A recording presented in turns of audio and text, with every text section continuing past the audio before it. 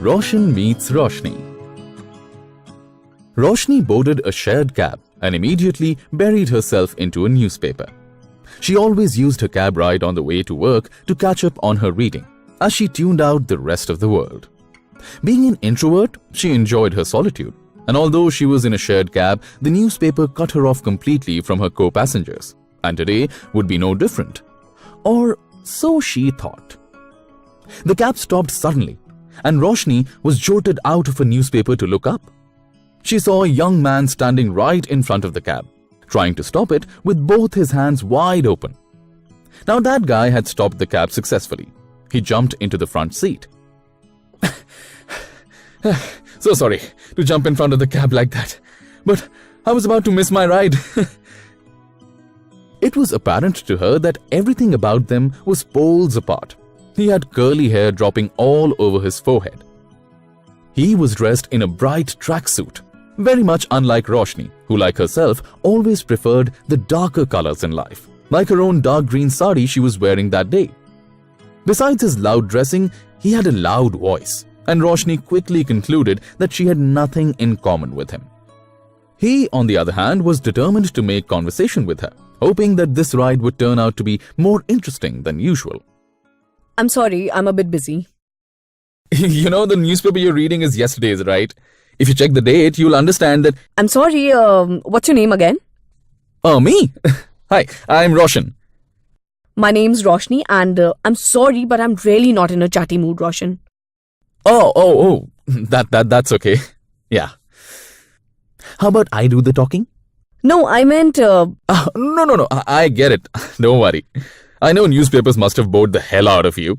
I'll help you pass the time. And why should I talk to you? Don't tell me you're interested in yesterday's newspaper. Oh, wait. Don't tell me you've never spoken to strangers, because you definitely look like the reserved and nerdy kinds. I have spoken to strangers, but... So? Why am I different? By now, the driver too was enjoying this exchange and was closely paying attention. Roshni noticed that and decided it was time to end this discussion. That's exactly the reason. You're not different. I don't want to waste my time on you. Hey, hold on. Do you even know me to say that? From what I can see, I can definitely make a guess. Really? Okay, I'll make you a deal. If you guess it right, I'll keep my mouth shut. Zip. For the rest of the trip. Oh, will you? Great. For starters, with all your untidy hair, you don't look like you belong to a serious job at all. Roshan shook his forehead and his hair looked even messier than it did before. This irritated Roshni a bit and she started looking outside to avoid him. But it wasn't so easy to avoid Roshan, especially when he had started to like someone. Go on, continue. God, you don't give up, do you? Roshan looked at her with a wide smile, which clearly indicated that he was far from giving up, and so Roshni continued. Your loud voice definitely says that you're from a field that needs more of your voice than your thoughts. Okay, you're probably also judging my colorful shoes and my blingy bag, huh? Mr. Roshan, I'm done with this game. You might think you're a colorful character with all your movie star-like mannerisms, but let me put all your doubts to rest. You are definitely not my type. Now, if you'd excuse me, please, I would like to get back to reading my paper in peace. Roshan laughed a little and looked at the driver. But surprisingly, the driver wasn't amused. Ma'am, this Dr. Saab has travelled with me a few times, but he's never troubled anyone. In fact, a few days ago, an old lady had a... Before the driver could complete what he wanted to say, Roshan gave him a look which was enough to shut him up. But Roshni looked at Roshan in complete shock. Wait, what the... You're a doctor. Roshan smiled at her. And you are extremely judgmental, Miss Roshni. But wow, the F word sounds so much better when you say it. I'm so sorry. I really am. I thought you were some random guy who was unnecessarily trying to... Because you're too happy to be a... To be a doctor? Yes, I mean, no, that's not what I meant. It's okay, don't be embarrassed. You see, I recently moved to the city and I thought I'd make new friends here. And you looked interesting. But you've already told me I'm not your type, so I'll leave you to your newspaper now, yeah? Roshan gave her a broad, pleasant smile and turned to look to the front. But Roshni couldn't take her eyes off him now. She had never met someone who had such a serious responsibility but could still be happy-go-lucky. She couldn't resist and tapped Roshan on the shoulder.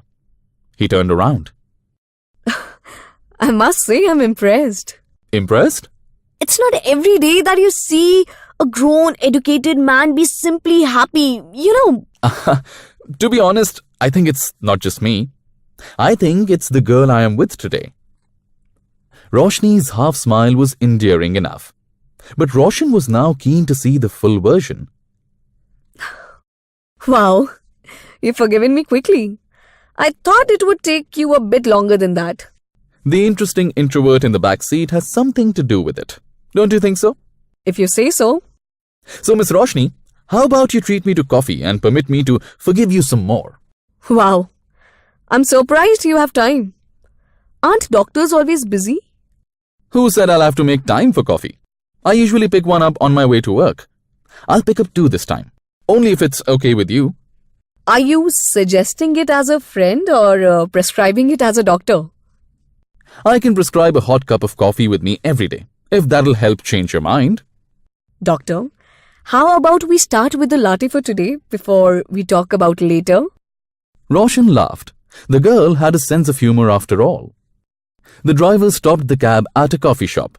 Roshan quickly grabbed two lattes and entered the cab again. This is almost like a date, don't you think? Do you do this with all your dates or should I say all the passengers you share your cab with? Well, this is my first cab date ever. Is that even a real thing? Cab dates. Could be, if Roshan and Roshni have a successful one. And what makes you say that we could even complete this date? Why wouldn't we?